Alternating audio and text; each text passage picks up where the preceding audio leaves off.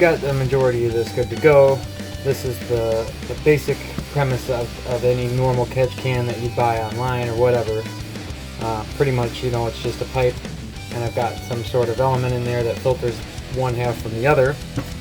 So I just cut this earlier, and what it's going to be is one half of this top section is going to get cut off, and then that'll give me like a square edge. If you've ever looked at a catch can online, you know what I'm talking about.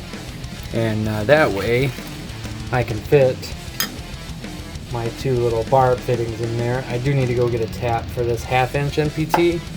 I got a 1/4 inch here and an 1/8 inch pipe as well, but I can only pretty much find half with a 5/8 barb on the one side.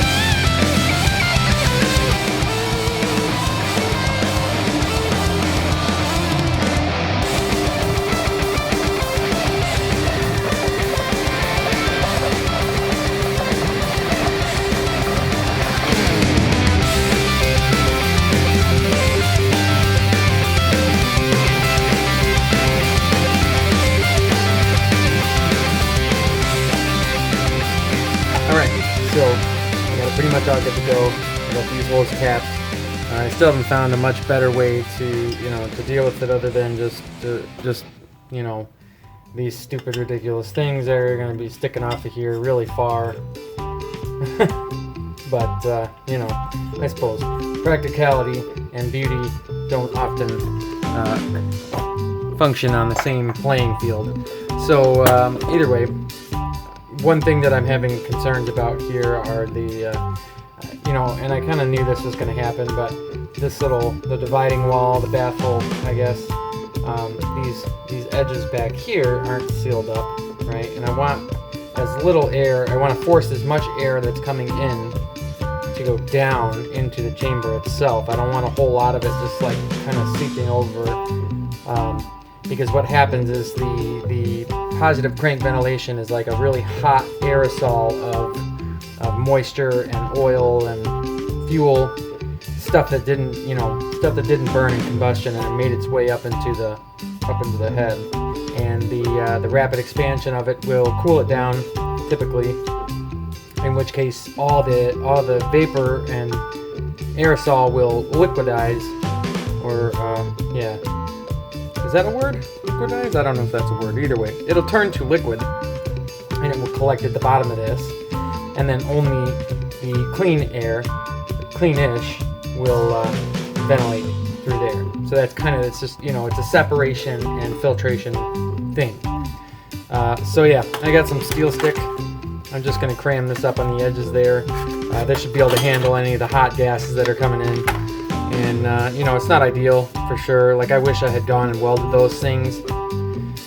It's okay. It's on there now. It doesn't have to look pretty. It just has to do its job because I need something now. I did mess up here, and then I tried to fill it up, and I know that's really ugly. So don't hold that against me. Just pretend that didn't exist. And we're going to use this to finish the rest of it up. So I've actually never used this stuff before. I'm not a big fan of it, but this is a lot better than like liquid epoxy. I don't have any around. Like 2-part liquid epoxy. 99% of like all the 2-part epoxies, like, you know, the JB Weld, you know, those kinds or whatever, they won't hold up. I've already tried them on breeder systems like this, and the epoxy just breaks down, and eventually you're going to be sucking that up into your engine. It's not going to be any good. So.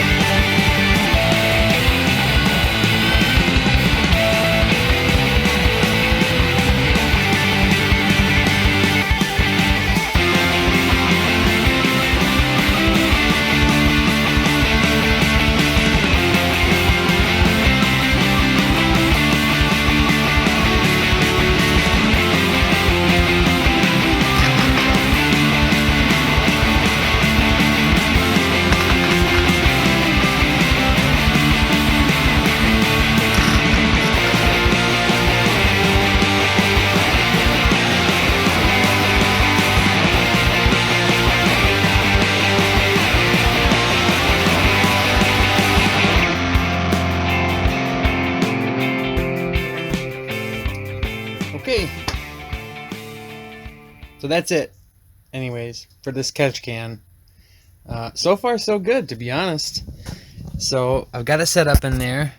You saw me set up this new PCV check line basically when I did the ported manifold, but at that point I did have the PVC PCV catch can. So this guy, I mean, other than, yeah, I didn't end up finishing. I need to go and paint it so that I got to get rid of the surface rust and paint it so it doesn't do that again. See, the problem is that like a good chunk of this is aluminized steel, but then some of it is also just mild steel. It's holding up though, man. And yeah, I haven't had any vacuum leaks or anything like that, which is what I have with the old one. So I'd say we're good. Yeah. If you have any questions, you know, comment, you know, like, subscribe, all that good stuff, and I will see you guys in the next one. Thanks for watching.